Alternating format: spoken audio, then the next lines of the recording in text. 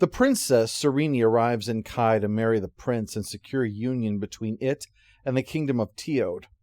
But she arrives to grave news that Hrathen, her betrothed, has died from the coughing shivers in a matter of days. The marriage contract is still binding. She's considered to be wed to Hrathen, but is decidedly not welcomed by King Iadon. The king only comments on her great height before dismissing her, expecting as a mere woman to keep out of his business. From almost the beginning, Serene wonders if Hrathen, first in line to the throne, was actually murdered, especially as she learns that Iadon's wife, who was unaffected in the slightest by this death, is not Hrathen's biological mother, and that the king had reason to not want Hrathen to take the throne.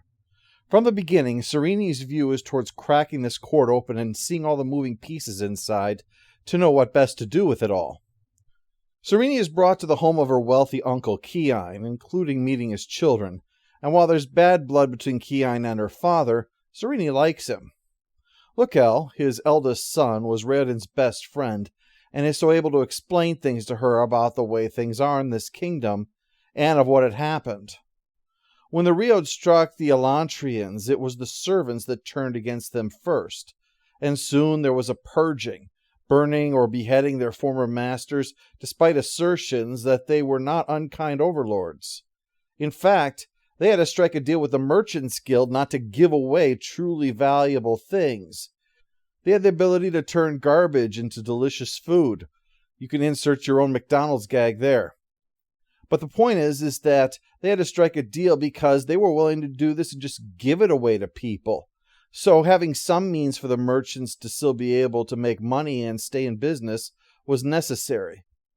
As a consequence, when the Rheod came, the Merchants Guild was the most valuable of all of them.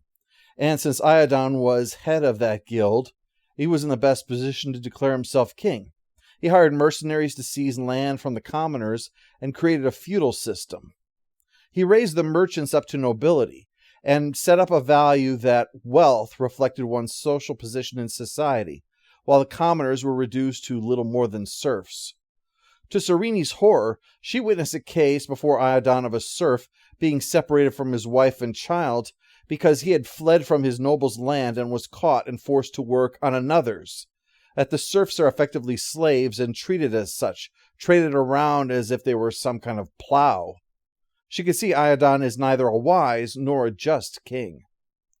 Serene's personality, though, inclines her towards action, and she's very bright, though she is not above using Iadon's prejudice against him by so playing the fool that the king finally tolerates her presence in his court as the path of least resistance. This is what allows her to see her adversary for the first time, Hrathen, a Derethi Giorn, even higher in status than a normal priest would be. The head of their religion, Wyrn, wants Iadon to personally convert to Shadireth, which naturally outrages the already arrogant and headstrong king. But Serene is smart enough to know that Hrathen didn't come here just to deliver a message. He's furthering Wyrn's agenda, and since the expansive empire was the reason for the alliance that her marriage created, she intends to thwart him. First, she disrupts Hrathen's attempts to rally the people against Elantris by again playing the fool, asking questions during his speech that, in a scholarly debate, could easily be dismissed. But in this context of public rabble-rousing, it completely undermines him. One would naturally expect him to be enraged, but showing greater insight than Iadon, Hrathen comments on just how well she has outplayed him. But compliments aside, she knows that he's an enemy that she'll need to keep track of, and if he's going to use Elantris, she's going to need to know as much as she can. So she sends her Sion, Ash, this floating ball with an Aeon inside, to investigate Elantris for her. Meanwhile, she's been working on the court. On one hand, she's trying to rally the other women of the court to stop accepting their place in society and instead try to be active participants in how the land is run. On the other hand, she wants to make use of the coalition that Hrathen had been creating to oppose his father, and is able to get a few to come to a meeting and hear her out.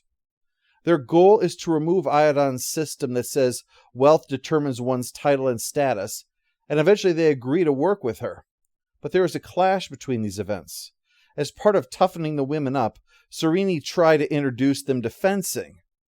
When Eondel, a wealthy head of a company of mercenaries and her ally, makes a comment on it, she leaps in with a duel attempt against him.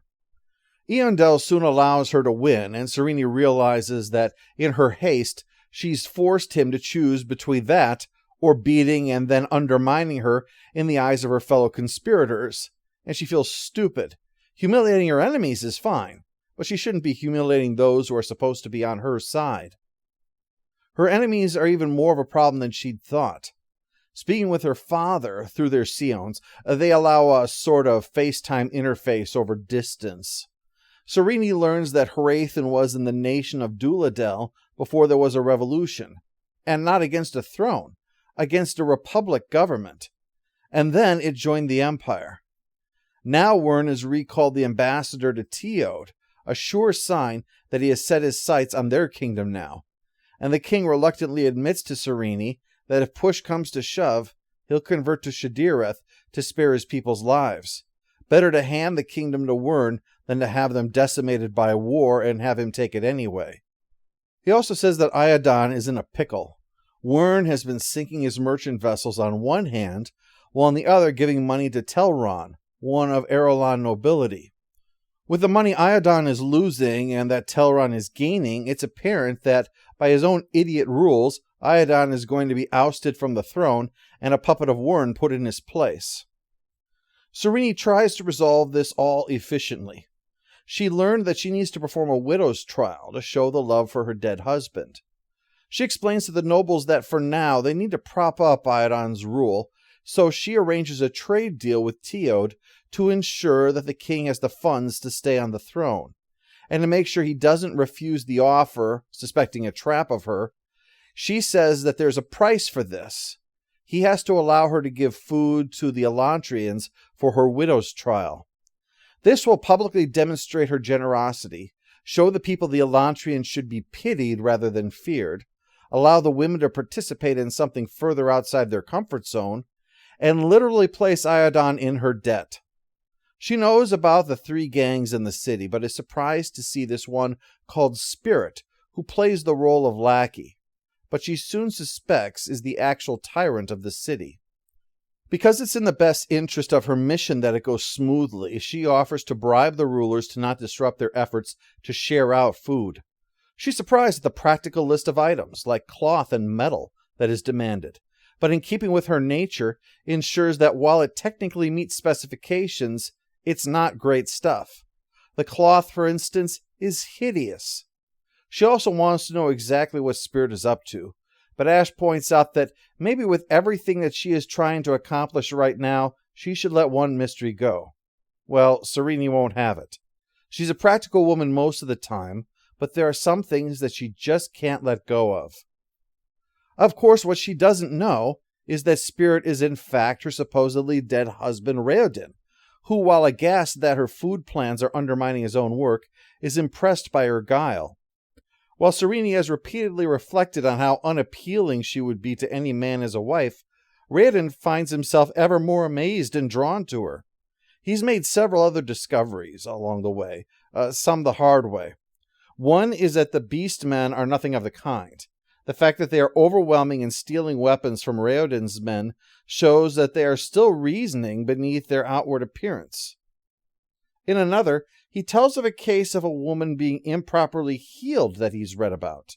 She wound up in a state that sounds very much like that of the post-Riot Elantrians, that she was effectively held in a sort of a waiting state until she would finally be completed, suggesting that they're not dead so much as trapped in biological limbo, e.g., pain never goes away because the body always feels it fresh and never allows it to dull.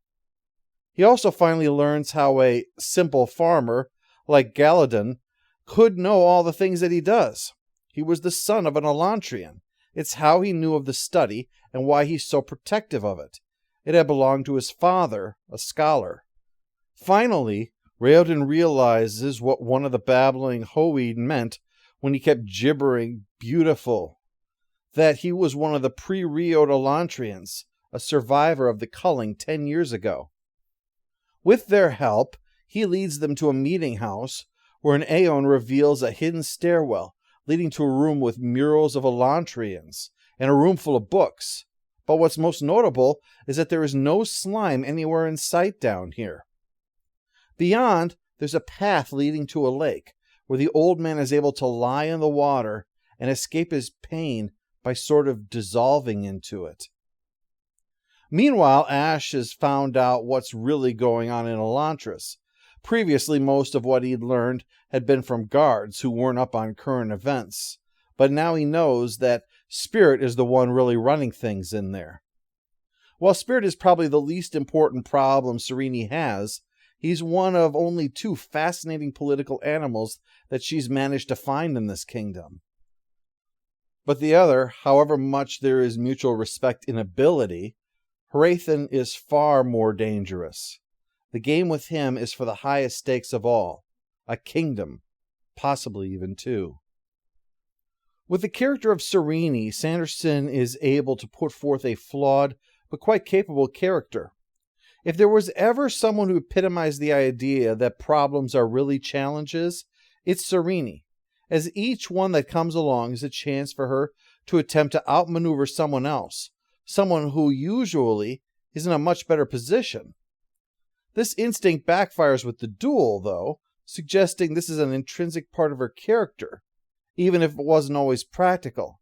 Serene likes to win, but sometimes winning comes with consequences that are worse than a defeat.